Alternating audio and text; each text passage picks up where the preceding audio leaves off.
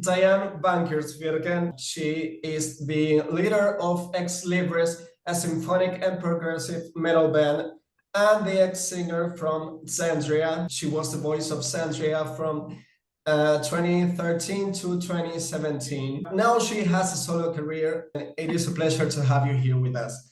Thank you. Thank you for inviting me, first and foremost. I'm great. Well, after you just reading my entire biography, well, what can I feel but great?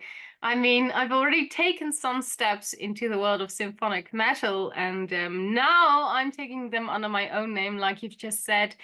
I've started my solo career, and I'm loving every step of it. So yeah, I'm great. You know, when I left Xandria, I did not know that I would ever do something like this, you know, go solo and try to figure everything out myself. I didn't know it at the time, but I do know it now. The time is right, and I've just, you know, of course I've been releasing music with Ex Libris.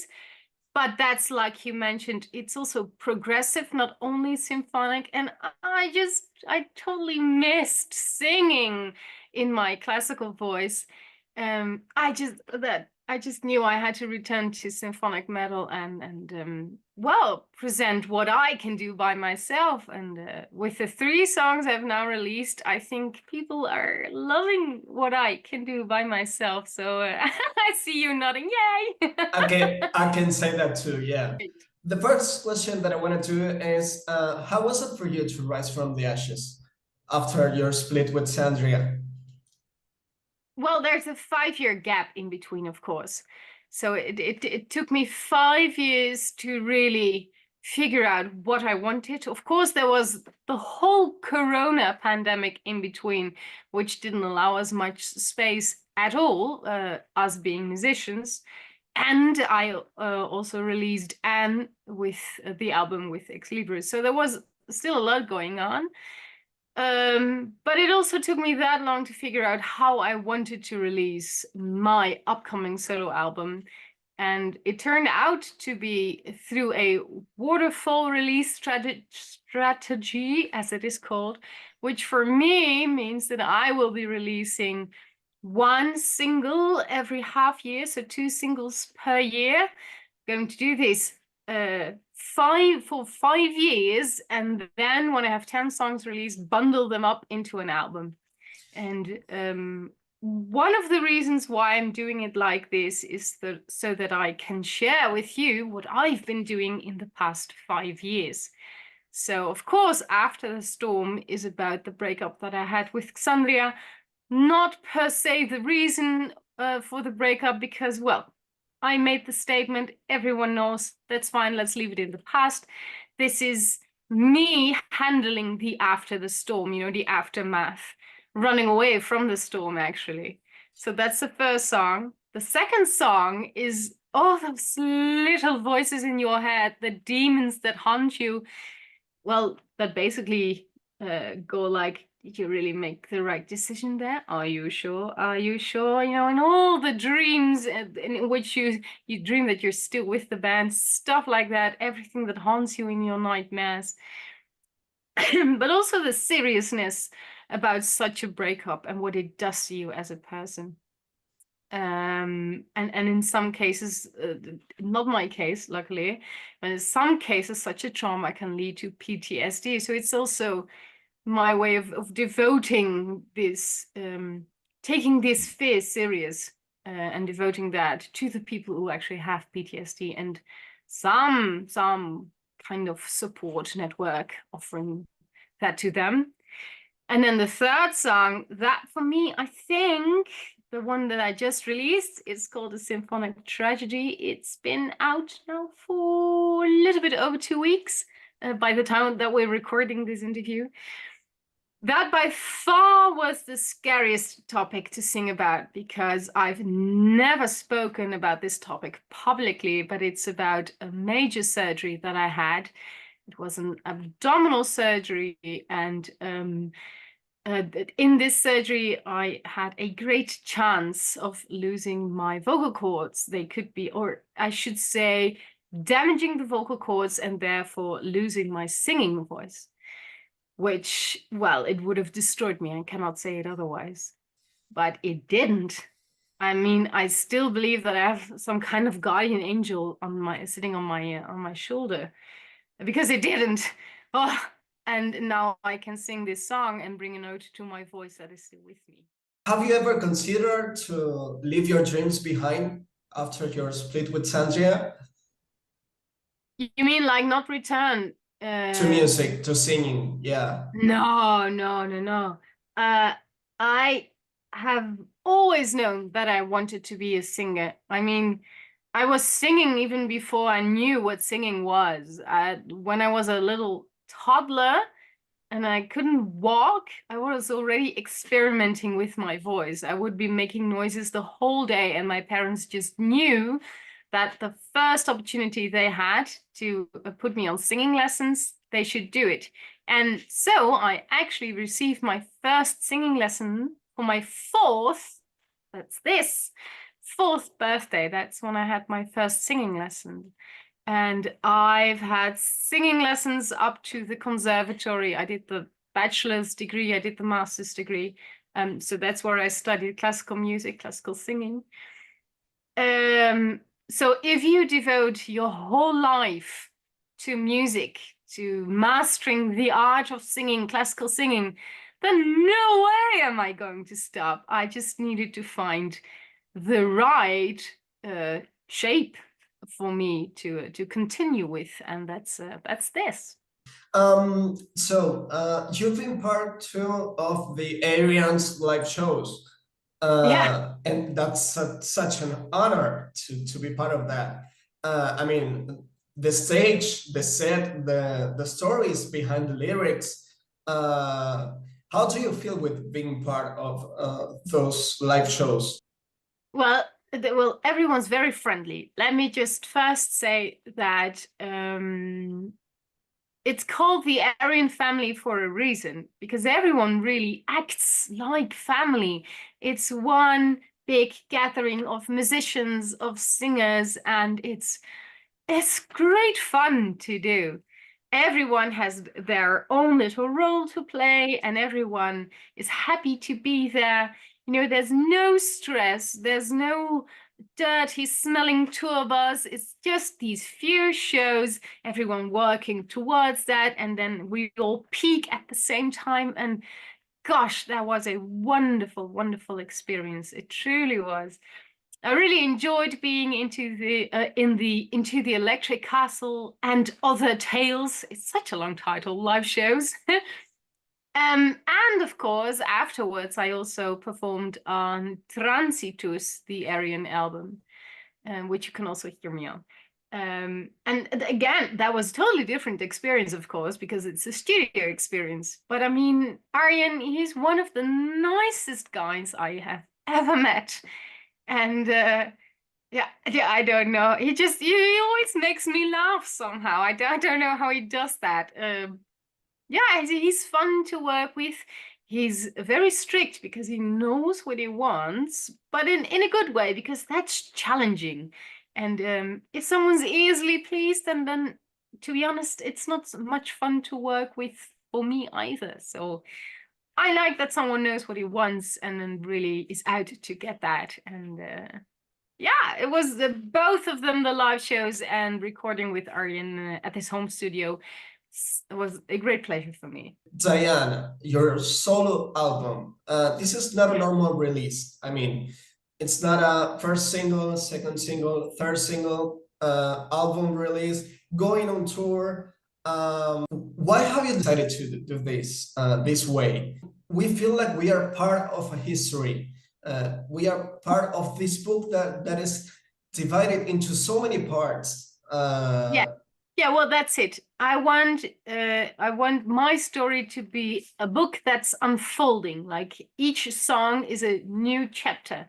It has a different flavor, a different story, which I'm telling you not only through song and lyric, but also through the video. Because if you see my videos, then you will see that it's one big continuous story. Well, this is my way to tell you what I've been doing all these 5 years, and I've gone through some horrible things, which obviously the surgery that I had is one example of. There will also be some positive things, which I will share in the upcoming songs. But it's, this is my way of trying to keep everyone spellbound, so to say. I want to keep you engaged. It's much more about the journey than the end goal. And what I find very sad is that when you release an album, people mostly know the first 5 songs on the album, and then they're kind of, well, not sick of, but used to the sound, and they want a different flavor, and they just put on a different album. Or nowadays, in the Spotify, you just, you shuffle between songs. So for me, it's only logic to then offer you song per song per song, so that I know that every song in which I pour my heart out, that doesn't differ between songs, gets listened to equally. And that's one of the reasons. So one, we have that I want you to know all songs, not only the beginning of the album. I want to tell a story 5 years after it happened.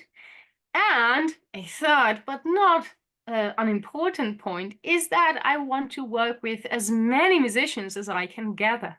So you've just mentioned Arjen Lucassen from Ayreon. Well, he features on my last song, A Symphonic Tragedy. He actually plays the solo guitar on there.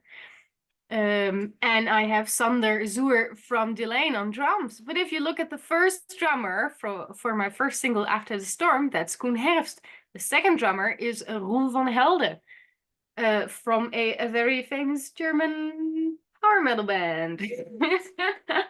You guess who? But so anyway, every song consists of different band members.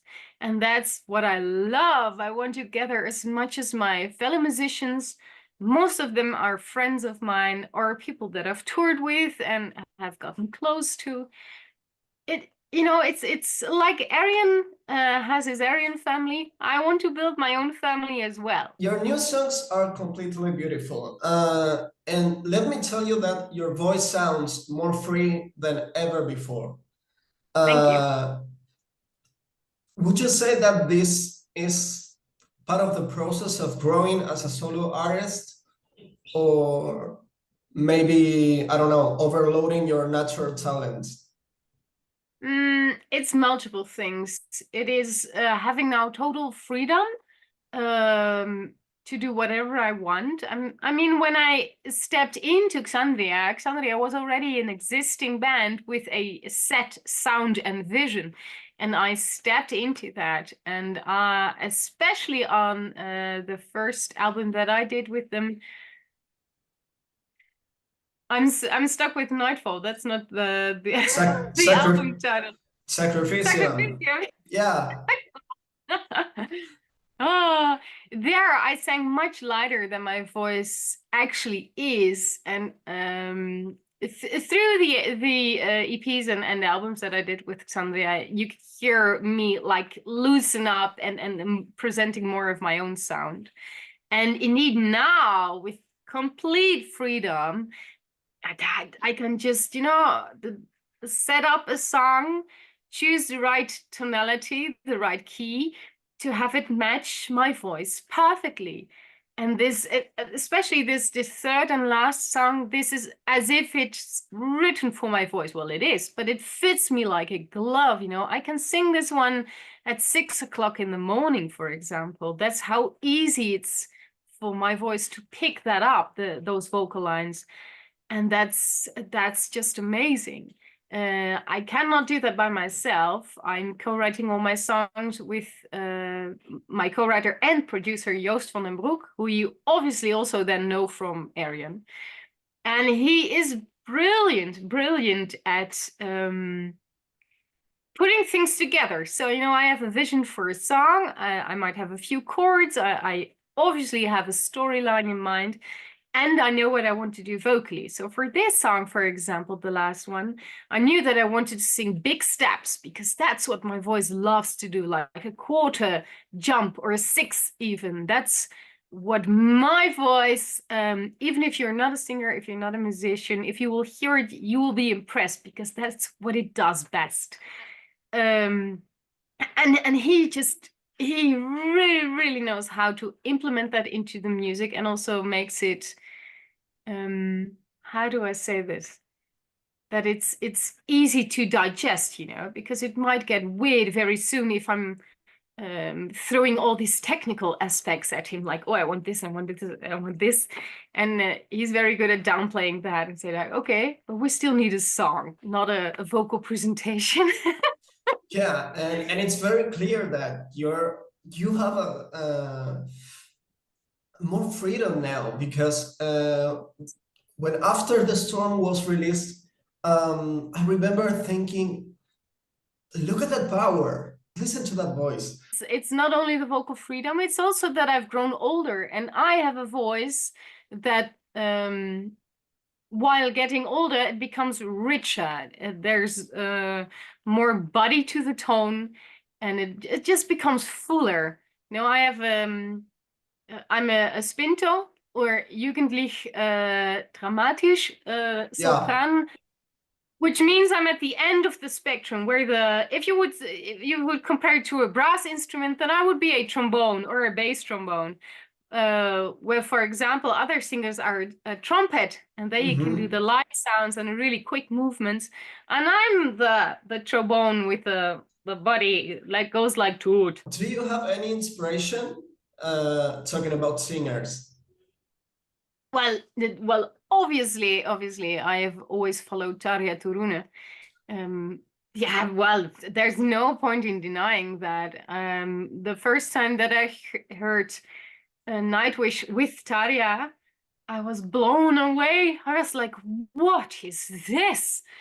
And I love that so much. You know, my mother always listened to classical music, and my father was more of the older prog, symphonic prog bands.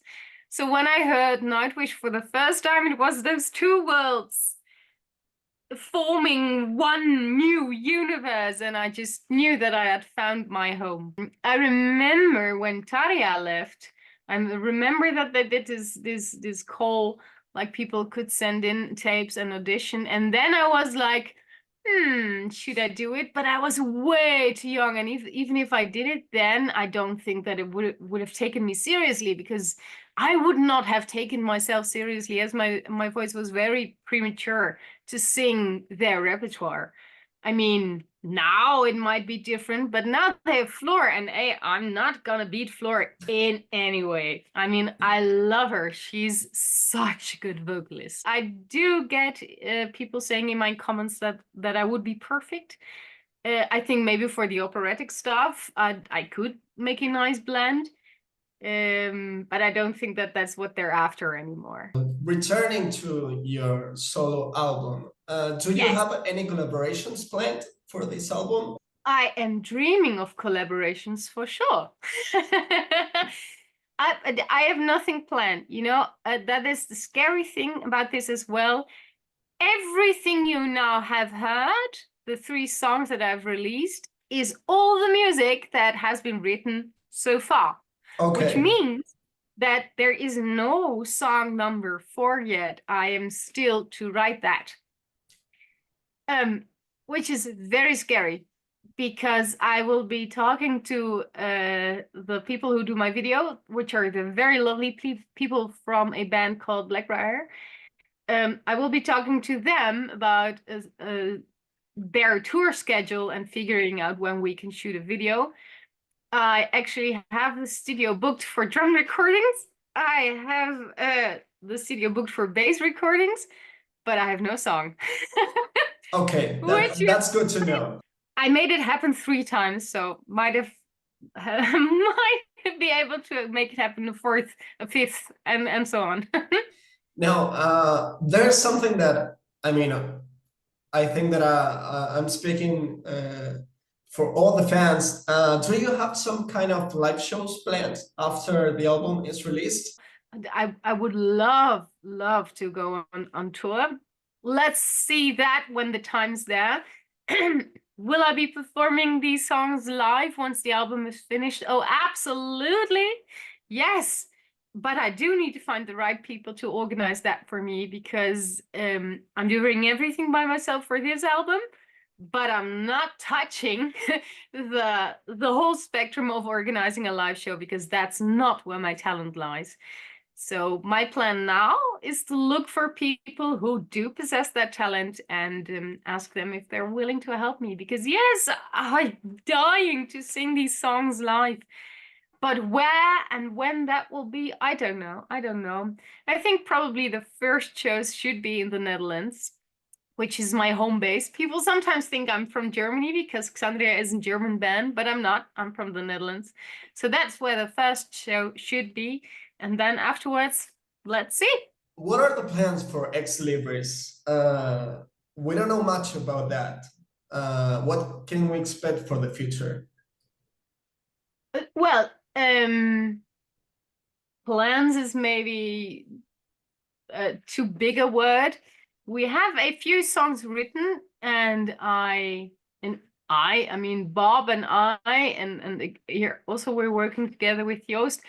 We have the story set. We know which characters from history we're going to sing about, because that's again what we're going to do. We're going to do a story that sets even earlier than Anne Boleyn, which was the first character from the Anne trilogy. But I'm not going to give you any more than that. And I cannot tell you when we will get together to continue a writing process, because all the members of Ex Libris are really busy doing their own stuff, including me. So our focus is elsewhere. But as soon as I have more room to continue with Ex Libris, and the other boys find that in their calendars as well, then we might just get together and continue writing and publish on our socials that something new is coming. So eventually it's coming, but when? I don't know. I mean, there have always been like major gaps in between Ex Libris releases. 6 years is not an unusual time gap for Ex Libris. So people, you will just have to wait and see. Now, let's get back to the live shows. Do you have any memories from South America? Well, you're from Argentina. Yeah. I vividly remember kindly being offered steak, and I'm not much of a meat eater, especially not red meat. But I remember our promoter there being so proud that I did have a taste, and I must admit, it's very good. It's very good. So I do remember that. Of course, I remembered the show. You have a great audience. And many of those people actually were at our hotel the morning afterwards. And I was making a vlog at the time. And I remember that I gave the camera to our then crew member, Nico, and I said, "Here, hold it." And I made everyone shout, and that piece ended up in the vlog, and that's pretty fun to see. And I remember that moment, and that's really heartwarming, because everyone just joined in and was like, yeah. And it was a little on stage moment, early morning off stage, which was great. Yeah. We're crazy. Totally. Yeah, but in a good way. Well, that's it for today. So thank you again for taking the time to be here with us, talking about your career. It was a pleasure and an honor again. So see you next time. Welcome. I was very happy to be here. Thank you so much for having me. I was very happy too. Thank you. Great. See you next time. See you next time.